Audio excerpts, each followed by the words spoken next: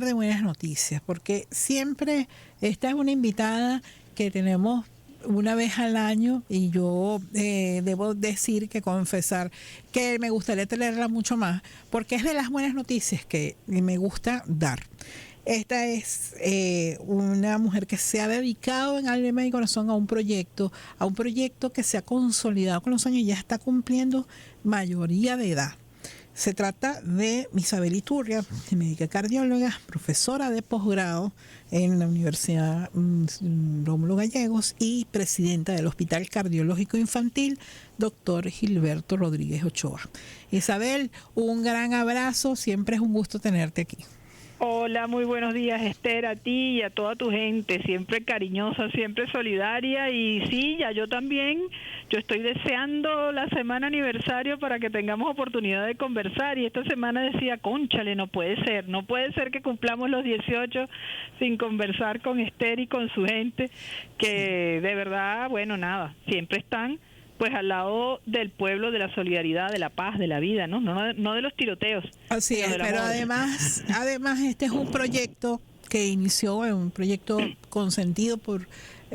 Hugo Rafael Chávez Frías, y yo quiero además hacer un poco de contexto y de historia, si se quiere, porque desde el activismo en derechos humanos acompañamos mucho la causa de los niños cardiópatas. Listas interminables de niños que muchos morían esperando atención, tratamiento en el JM de los Ríos, buscando, reclamando, buscando alternativas que permitieran abordar esos casos. Hoy no hay listas y eso creo que es importante destacarlo, porque no solamente hay un hospital, sino hay un sistema de referencia, y quería que nos hablaras de eso, Isabel. Sí, bueno, aquí en esta patria libre y soberana, pese al bloqueo, pese al obsceno bloqueo que no solo ha reducido hasta en un momento en el 95% los ingresos petroleros de este país, sino que además se ha ocupado de que no lleguen insumos médicos para el país. Bueno, supimos todas las peripecias que tuvo que hacer el presidente Nicolás para las vacunas de la COVID en el medio de la pandemia, pero es que es cotidiano para el cardiológico infantil y lo hemos vivido de manera muy dura. Cómo se obstaculiza la traída de insumos, de equipos médicos, cómo devuelven, por ejemplo, una sierra para esternón, que es un aparato que no sirve para tirotear a nadie, solo sirve para abrirle el tórax a un niño o a un adulto que requiere una cirugía cardíaca, y los devuelven en la aduana en Panamá porque no pueden venir a Venezuela aunque estén pagados de antemano porque es un país bloqueado. Es decir, ha habido una cosa verdaderamente vergonzosa, verdaderamente contraria al sentido de la humanidad, con todo este asunto del bloqueo, que a quien afecta de manera más significativa es pues a personas que no tienen nada que ver con ningún problema político ni económico ni de ninguna otra índole, que es un niño o una niña que requiere una cirugía de cardiopatías congénitas. Pero aún así, Esther, Venezuela pasó de 141 intervenciones al año en el año 1998 a hacer 1.000 en promedio los primeros 5 años del cardiológico, y ya hemos logrado, después del bajón del año 2015 al 2019, cuando fue el apogeo de las medidas coercitivas unilaterales sumadas a la pandemia, y bajamos a alrededor de 200 pacientes en promedio por año, y ya estamos otra vez por encima de 600. El año pasado hicimos 619, este año estamos en agosto y ya llevamos 480 intervenciones, de ellas 370 son cirugías cardíacas, el resto procedimientos de hemodinamia o marcapasos, y lista de espera de menos de un mes. Es decir, cuando el paciente llega a un centro cardiovascular infantil regional, los 17 hospitales públicos del país donde hay cardiólogos infantiles, y es registrado en la base de datos RENAC, que es el Registro Nacional de Niños, Niñas y Adolescentes en Espera de Cirugía o Cateterismo, pasa menos de un mes hasta que es llamado y operado si su patología es cualquiera de las 4 patologías más comunes: CIA, CIB, persistencia del conducto arterioso, comunicación interauricular.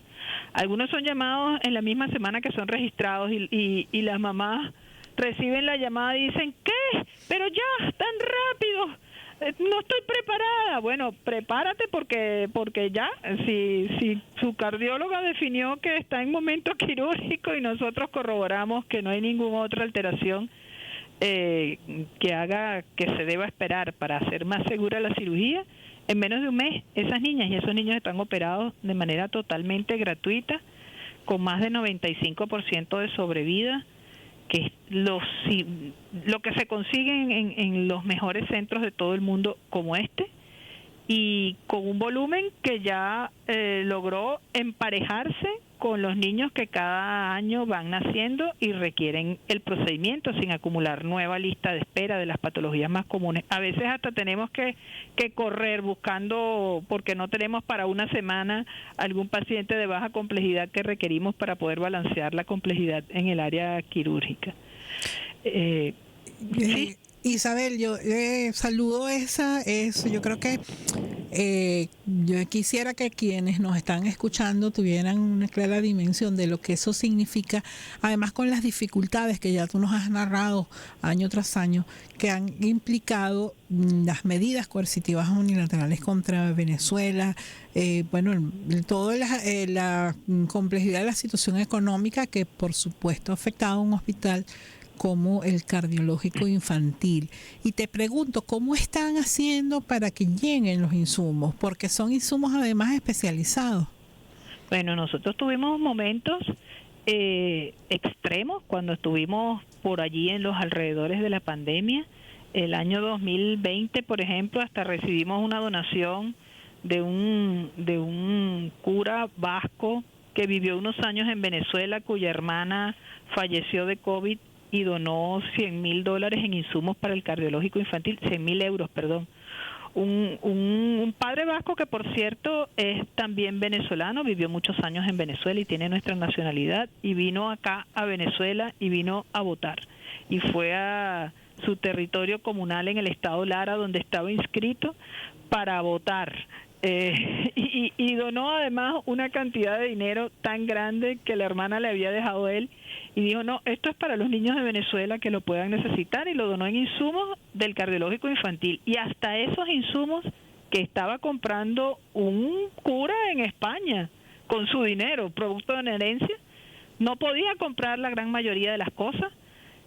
Tuvo para algunos insumos que ayudarnos un cónsul de un tercer país que compró las cosas y las entregó al consulado de Venezuela para luego poder traerlas como valija diplomática, y de esa manera que uno no lo puede creer, llegaron algunas cosas a Venezuela en ese momento. Es decir, si él hubiera estado comprando, y me vas a disculpar lo fuerte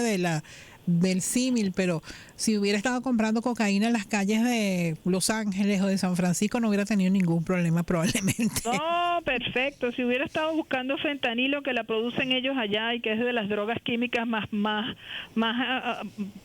dolorosamente dañinas que hay, pues seguramente hubiera podido traerlo con más facilidad, porque nosotros tuvimos que pedir que un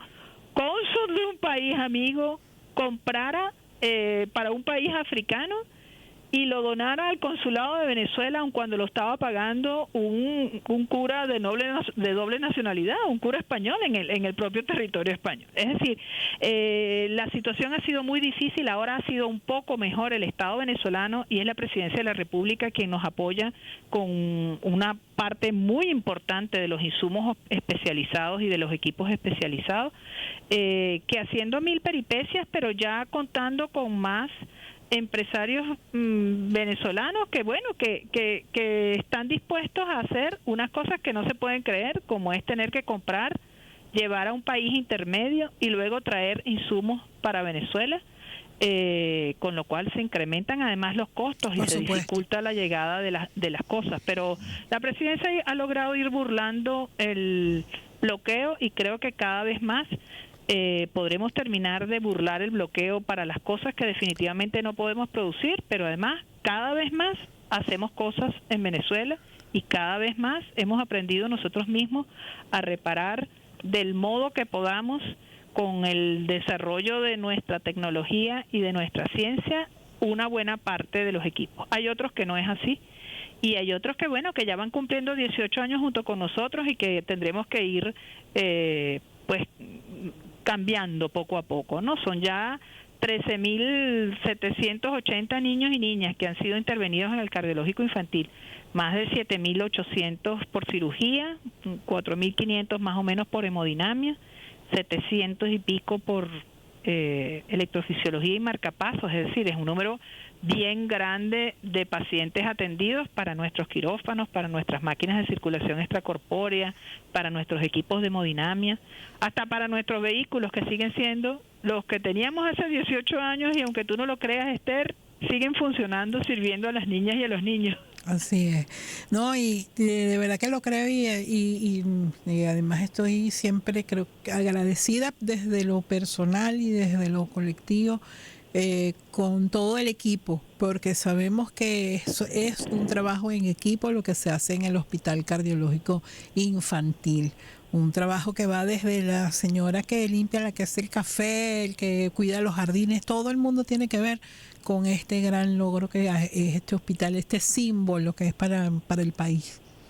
Tenemos 250 trabajadores y trabajadoras en el cardiológico, en los distintos turnos, cubriendo por supuesto las 24 horas de los 365 días del año.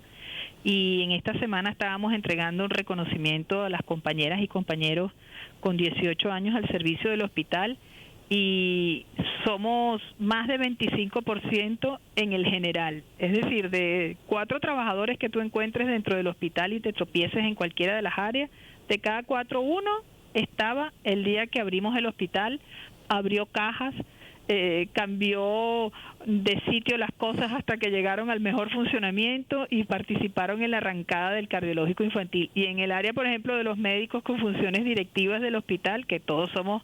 pues médicos igualito que los demás, pero además tenemos tareas administrativas, 83% somos los mismos que el 20 de agosto del año 2006. Es decir, aquí hay un núcleo sólido, fuerte, de compañeras y compañeros que queremos esto, que lo vimos nacer y crecer y que lo hemos ido acompañando durante estos 18 años. Y durante este doloroso proceso de intento de implantación del fascismo en nuestro país por métodos violentos, justo después de celebrarse unas elecciones en total tranquilidad, con amplia participación del pueblo y con claro triunfo por más de 1 millón de votos del presidente Nicolás Maduro. En esos días del lunes en la noche, de lunes para martes, que los alrededores del cardiológico fueron uno de los centros de este brutal ataque del fascismo, pero más puro y más vergonzoso. Aquí en la zona de Carapita, pues el tiroteo fue muy intenso durante la noche, disparaban balas desde allá hacia aquí en los estacionamientos del cardiológico recogimos plomo que llegó desde el lado contrario de la autopista, en actos extremadamente violentos generados por personas, algunas bajo efecto de esas drogas de las que tú hablabas antes, bueno, más bien de una metanfetamina, de Captagón que le repartieron quienes querían sembrar miedo, odio y muerte contra la paz y el amor que estamos empeñados en vivir. Pero bueno, en medio de esas dificultades aquí, de esas trabajadoras y trabajadores, Esther, no hubo para nada problema con la atención de los pacientes. Aquí, por donde íbamos pasando el lunes en la tarde para pedirle a algún compañero o compañera que se quedaran en la tarde o en la noche, porque estaba el transporte público interrumpido, tanto del metro como del transporte superficial en los alrededores del hospital y hacia la zona de Carapita, donde viven muchos de nuestros trabajadores, y hacia la zona de La Vega. Pues aquí se quedaron los que venían a trabajar en su turno de la mañana y pensaban irse a la 1 de la tarde, tranquilamente, inmediatamente que uno pidió voluntarios, dijeron, no, yo me quedo hasta la noche, y si no llegan en la noche me quedo hasta mañana, y si no llegan en la mañana me quedo hasta la tarde. Y así fue. Y tú veías el martes en la mañana también con el transporte obstaculizado, veías llegando a compañeros de trabajo que se venían a pie, que se venían en mototaxi, que se venían como fuera, gente comprometida con su trabajo, independientemente de su posición política, de su posición ideológica. Su posición es clara siempre por la paz y por la vida. Y estamos, por cierto, recibiendo del Ministerio Interior, Justicia y Paz con alegría la condecoración con la Orden de la Paz a un grupo de trabajadoras y trabajadores del cardiológico que estuvimos aquí en esos días y que estamos siempre dispuestos a trabajar por las niñas y los niños. Isabel, siempre es un gusto conversar contigo. Es de las buenas noticias que me gusta dar, de lo que me gusta hablar. Creo que es una referencia muy importante desde todo punto de vista el cardiológico infantil, y a través de ti quiero pues hacerle llegar mi saludo, mi reconocimiento, mi admiración por todos, por todas, cada uno de los que trabajan en el Hospital Cardiológico Infantil y lo hacen una realidad palpable 18 años después. Mil gracias, Esther. Te digo corriendito el final, que invito a todas y a todos y a ti también a ver en la página web del Cardiológico Infantil, www.cardiologicoinfantil.gov.be, el libro que está para descarga gratuita en la web, 17 años por el corazón de un pueblo, que resume hasta el diciembre de este año, no tiene estos últimos meses, pero hasta diciembre de este año, todo lo que han sido los logros del hospital y la transformación de la salud cardiovascular pediátrica en Venezuela en revolución. Lo revisaremos con mucha atención y con toda la admiración que siento por este trabajo tan importante que han hecho ustedes. Mil gracias. Abrazos. Era Isabel Iturria, directora y fundadora del Hospital Cardiológico Infantil Dr. Gilberto Rodríguez Ochoa, que está cumpliendo 18 años, su mayoría de edad, en uno de los logros yo creo que más importantes en gestión de salud que se ha tenido en el país. Hacemos la pausa de esta hora y volvemos enseguida. Al instante.